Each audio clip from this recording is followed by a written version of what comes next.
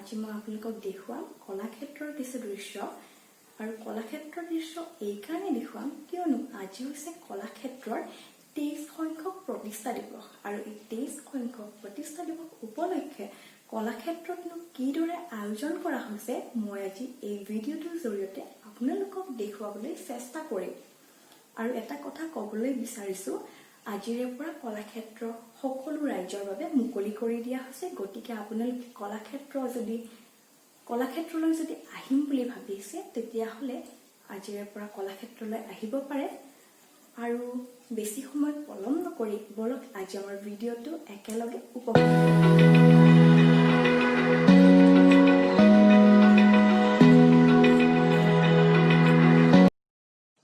এনেদৰে 23 সংখ্যক প্ৰতিষ্ঠা দিৱস উপলক্ষে কলাক্ষেত্ৰৰ বাকৰি সজাই পৰাই তোলা হৈছে আৰু বিভিন্ন সাংস্কৃতিক অনুষ্ঠানৰ আয়োজন কৰা হৈছে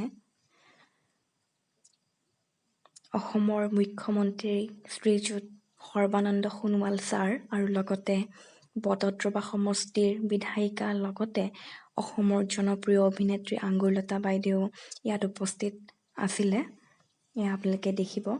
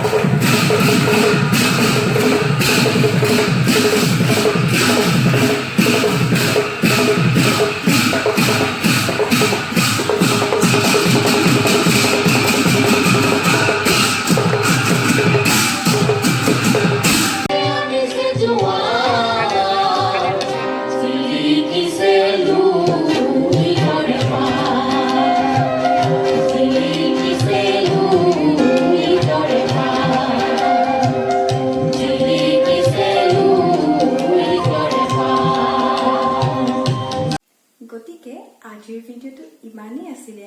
যদি আপোনালোকৰ ভাল লাগিছে তেনেহলে লাইক কৰিব কমেন্ট কৰিব আৰু শ্বেয়াৰ কৰিবলৈ নাপাহৰিব গতিকে আজিলৈ এৰিছো